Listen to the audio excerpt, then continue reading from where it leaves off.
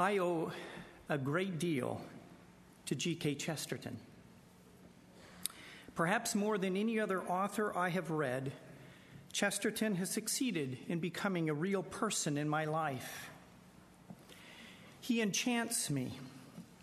He frustrates me. He inspires me. He deflates me. He sets me wondering, how can he be so incredibly insightful? How can he be so incredibly absurd? My, that's brilliant. Whoa, what does he mean by that? This is simply wonderful. Sometimes I'm not altogether sure of what he means, but more often than not, it still is wonderful. Sometimes he makes me laugh so much that my sides ache. Other times, he frightens me. And still at other times, he makes me feel as if everything is really and truly all right. Now, just change a few things, and this describes the most real person in my life, and that is my wife, and I suppose that says it all. Chesterton was an imposing figure. He stood 6'4" and was around 300 pounds. He was born in 1874 in a comfortably placed family in London, a family that was not religiously participated in church, very seldom. He started in the direction of art and moved to journalism, where he finished his career. He wrote 100 books, contributed to more than 200 others, wrote hundreds of poems, 5 plays, 5 novels, some 200 short stories, and as a journalist, wrote over 500 newspaper essays. Now, if you want to know more about him, I suggest you come tonight to the play. But perhaps the Catholic apologist and Bible translator Ronald Knox captured as well as anyone the heart of the man and his importance when he observed that Chesterton had the artist's eye, which could suddenly see in some quite familiar object a new value. He had the poet's intuition, which could suddenly detect in the tritest of phrases a wealth of new meanings and of possibilities.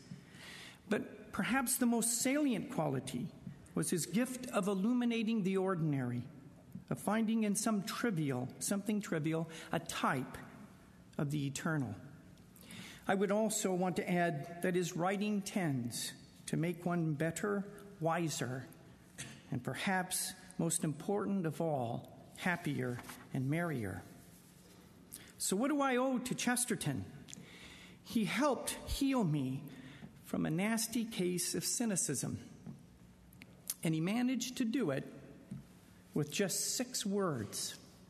6 little words that burst off the page and into my imagination. Words that were full of a wealth of new meanings and of possibilities. And I first encountered them in December of 1995. The phrase comes at the end of the middle stanza of Chesterton's poem, The Truce of Christmas, and it reads like this. The idle humble hill and wood are bowed upon the sacred birth, and for one little hour the earth is lazy with the love of good. Lazy with the love of good. It is a phrase both simple and elegant. With an ease that may cause the reader to miss the significance, Chesterton transforms our notion of a vice into a virtue, turning lazy into a posture supremely suited for the good. With this turn of phrase, Chesterton captured my imagination and communicated a sense of pure pleasure and delight, unrestrained and undistracted. It was also an experience of longing, a longing of the day of small things and the days of contentment. In my childhood, I certainly knew it, and I experienced it often, as I'm sure you did. For me, it was sitting by the hour, hidden away in the best cherry tree of our neighborhood, experiencing unhurriedly its sweet pleasures. or lying on my back in a nearby meadow where all the tall grass hid everything from view but the blue sky above. And there I gave myself unreservedly to the moment of endless blue, framed by the green grass that pillowed my head. But childhood is short-lived, and the call to grow up soon followed. And my first premonitions of that other world arose during the tumultuous period of life we call adolescence, that no man's land of transition from simple childhood to the rough and tumble world of adulthood. And like every other child, I wanted to grow up. And like every other child, I was expected to do so. From now on, those wonderful moments of lazy were to be viewed as merely self-indulgent, wasteful, and more importantly, non-productive. And yet I knew, somehow I knew instinctively, that things would never be the same, and that by moving up, I was losing something vital to what it means to be alive. Under the pressures of growing up, such idle love of the simple and the mundane was no longer appropriate. A tiny bit of life was being taken away. Oh, but the longing remained, buried under 101 things to do, to be, to achieve, to acquire, to be gained. And I am again left wondering whether this is not part of the pain and disillusionment of adolescence. A. Milne captures this experience well when Christopher Robin, facing the thought of having to grow up, struggles to find a way of saying goodbye to his good friend Pooh. Then suddenly again, Christopher Robin, who was still looking at the world with his chin in his hands, called out to Pooh. "Yes," said Pooh. When Pooh, "Yes, Christopher Robin, I'm not going to do nothing anymore." "Never again?" "Well, not so much. They don't let you." Pooh waited for him to go on, but he was silent again. "Yes, Christopher Robin," said Pooh, helpfully. "Pooh, when I'm not doing nothing, will you come up here sometimes?" "Just me?" "Yes, Pooh." "Will you be here too?" "Oh, yes, Pooh. I really will be. I promise I will be, Pooh." "Oh, that's good," said Pooh. "Pooh, promise you won't forget me ever? Not even when I'm 100? Pooh thought for a little. "How old shall I be then?" 99. Pooh nodded. "I promise," he said. Still with his eyes on the world, Christopher Robin put out a hand and felt for Pooh's paw. "Pooh," said Christopher Robin earnestly, if I'm not quite," he stopped and tried again. "Pooh, whatever happens, you will understand, won't you?" "Understand what?" "Oh, nothing," he laughed and jumped to his feet. "Come on." "Where?" said Pooh. "Anywhere," said Christopher Robin. All too few, I fear, are today able to enter into and share in the experience of Christopher Robin, or of these words that I'm seeking to convey. This is due in part to the kind of world in which we now live, or more particularly to the culture that we contend with every day. And it's a driven world, and at times insanely so. It is a world of people like us, caught up in a desperate attempt to make something of ourselves. I remember returning to the States from India in 1981, ill-prepared for the shock that awaited me. Compared to what I'd become accustomed to in India, the pace of life here was alienating, and that was almost 30 years ago. In this world, Chesterton's ideas of lazy and the love of good rarely find a place to exist, let alone flourish. But Chesterton's idea of lazy speaks into this madness, I believe. And he points us to more, to be lazy with love, and more particularly with the love of good. Those thinkers who cannot believe in any gods, Chesterton stated, often assert that the love of humanity would be in itself sufficient for them, and so perhaps it would, he says, if they had it. There is a very real thing which may be called the love of humanity, In our time, it exists almost entirely among what are called uneducated people. And it does not exist at all among the people who talk about it. I remember seeing a crowd of factory girls getting into an empty train at a wayside country station. There were about 20 of them. They all got into one carriage, and they left all the rest of the train entirely empty. That is real love of humanity. That is the definite pleasure in the immediate proximity of one's own kind. Only this coarse, rank, real love of men seems to be entirely lacking in those who propose the love of humanity as the substitute for all other love. I can well remember the explosion of human joy which marked the sudden starting of that train. All the factory girls who could not find seats, relieving their feelings by jumping up and down. Now, I have never seen any rationalistic idealist do this. I have never seen 20 modern philosophers crowd into one third-class carriage for the mere pleasure of just being together. I have never seen 20 Mr. Cabes all in one carriage and jumping up and down. Chesterton puts an even finer point on the matter in an essay entitled The Irishman. Unless people are near in soul, they had better not be near as neighbors. The Bible tells us to love our neighbors and also to love our enemies, probably because they are generally the same people. And there is a real human reason for this. You think of a remote man merely as a man. That is, you think of him in the right way. Suppose I say to you, oblige me by brooding on the soul of the man who lives at 351 High Street, Islington. Now, you will probably be broadly right about the man in Islington, whom you have never seen or heard of, because you will begin at the right end. The human end. The soul of the man in Islington is certainly a soul. He also has been bewildered and broadened by youth. He also has been tortured and intoxicated by love. He also is blindly doubtful about death. You can think about the soul of that nameless man who is a mere number in Islington High Street, but you do not think about the soul of your next-door neighbor. He is not a man. He is an environment. He is the barking dog. He is the noise of the pianola. He is the dispute about a party wall. He is drains that are worse than yours or roses that are better than yours. Now, these are the wrong ends of man. Now, what Chesterton is saying is that humans have the tendency, especially where love is concerned, though certainly not love alone, to celebrate the idea or ideal, but to despise the experience.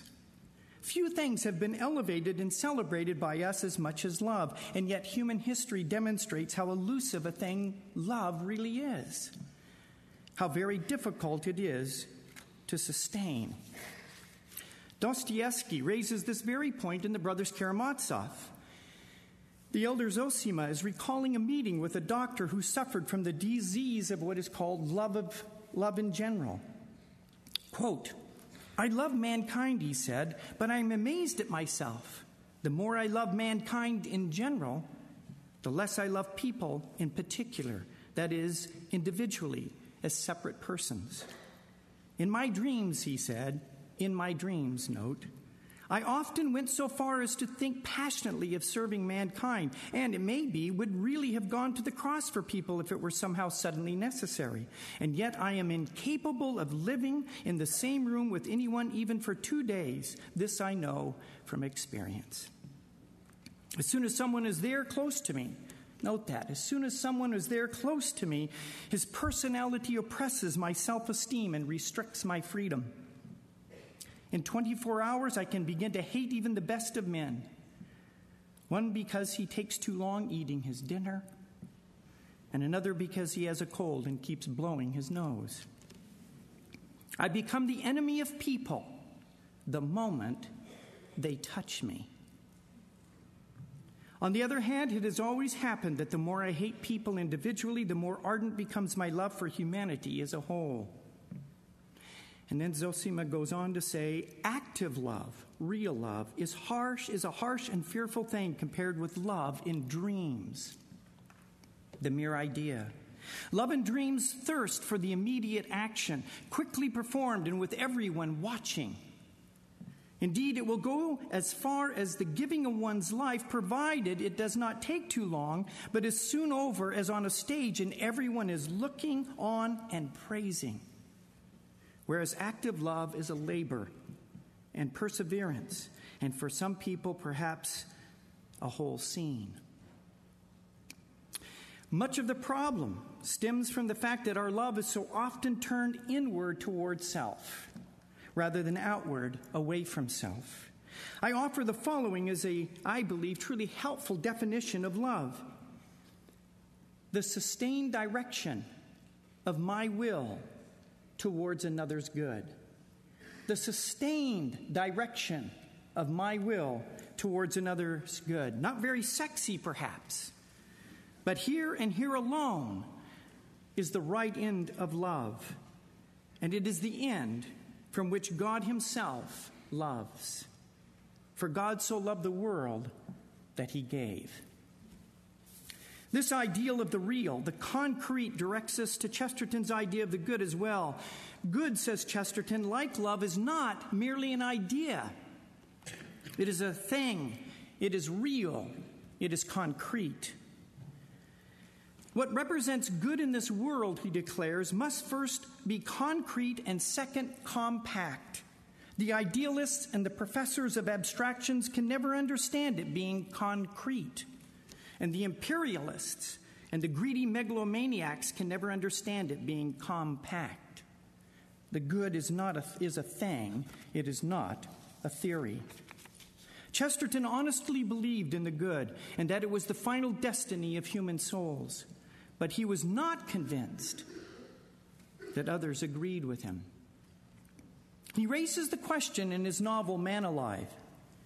In defense of Innocent Smith's extravagant escapades, a man, Michael, explains this about Innocent Smith.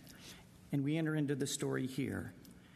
It will then be asked, why does Innocent Smith continue far into his middle-age farcical existence? His farcical existence that exposes him to so many false charges. To this, I merely answer that he does it because he is really happy, because he really is hilarious, because he really is a man alive.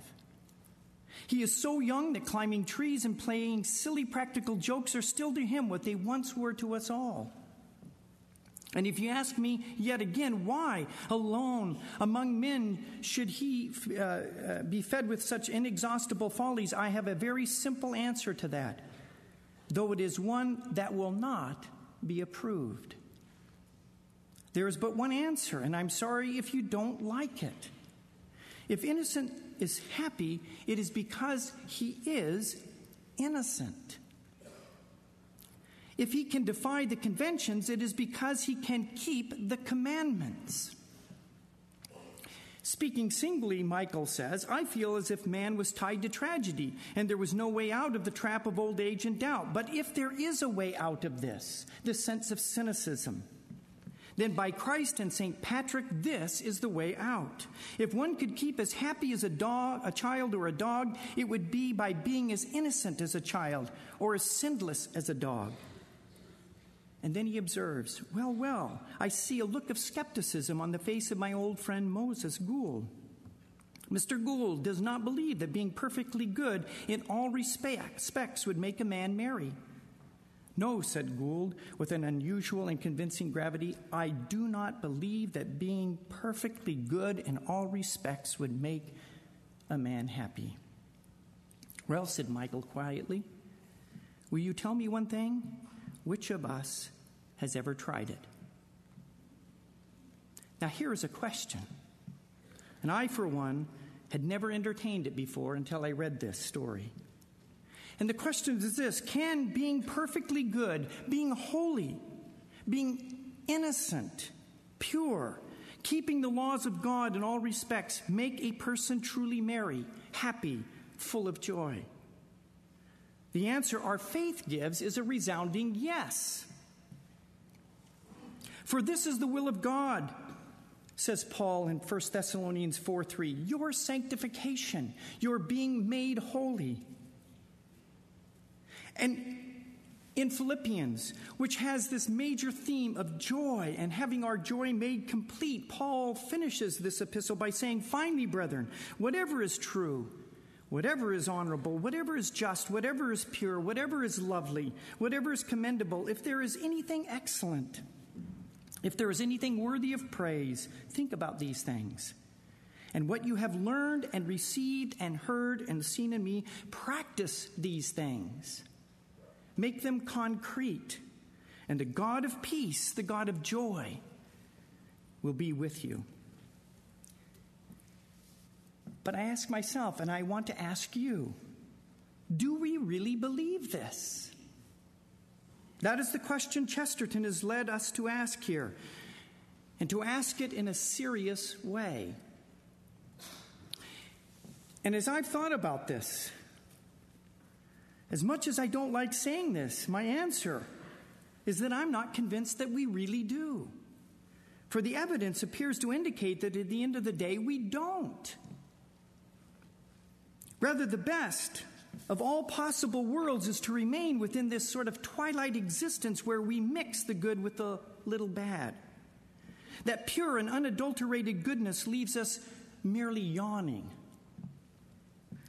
The question I've come to use to test my own heart in these matters is simply this: what am I entertained by, and what am I bored by? Are you bored with goodness? If you are, you do not believe, at the end of the day, what our faith truly says. That we were made for goodness and goodness only. That is the end and final holiday of human souls. And I must confess that at some level, I don't know that I really do believe it. Chesterton once described this idea using the activity of play. He says, it is not only possible to say a great deal in praise of play, it is possible to say the highest things in praise of it. It might reasonably be maintained that the true object of all human life is play. He says, while earth is a task garden, heaven is a playground.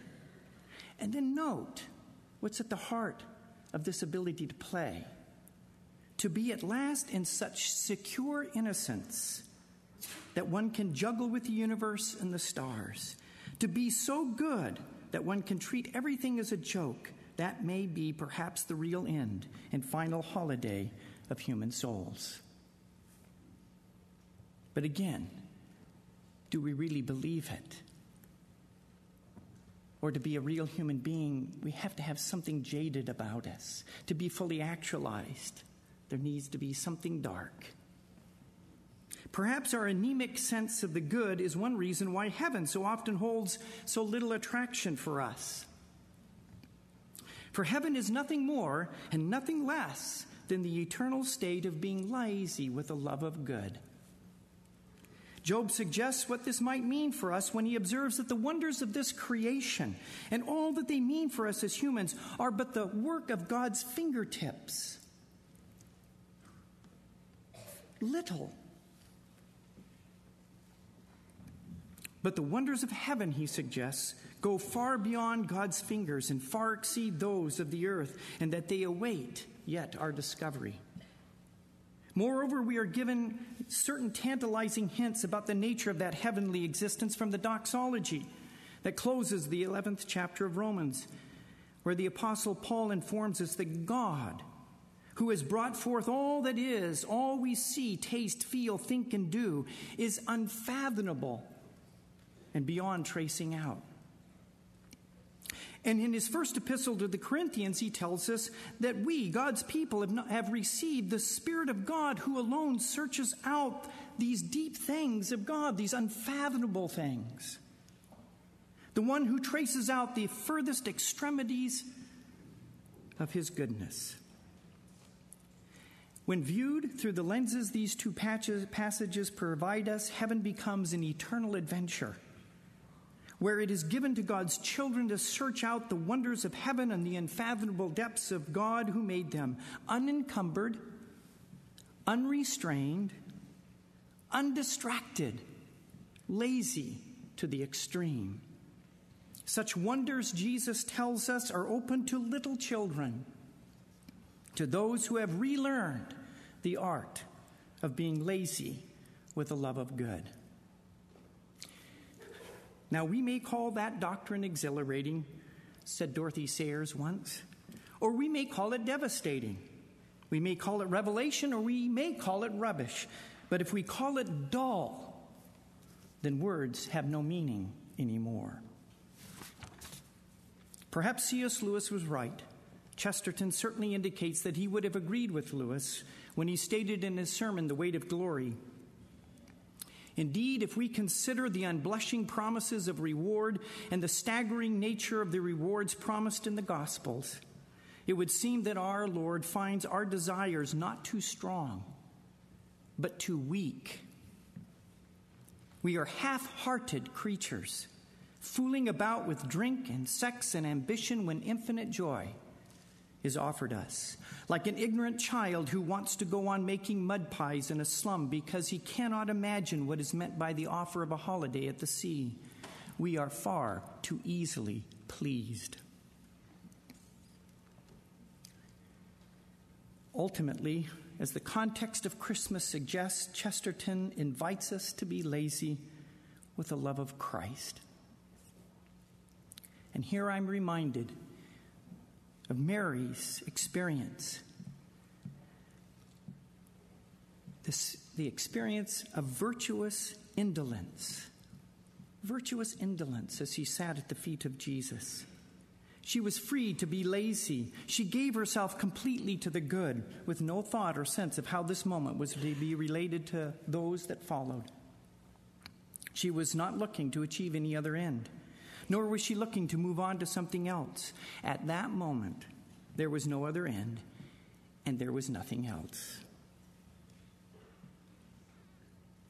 I propose to you this morning that with these 6 words, lazy with a love of good, Chesterton offers us a better way. And I said better, not necessarily easier. For as Chesterton also said, the Christian ideal has not been tried and found wanting. It has been found difficult and left untried. Thank you. You're watching WETN TV, a broadcasting service of Wheaton College. For a copy of this program, please call the Media Resources Department of Wheaton College at 752-5061.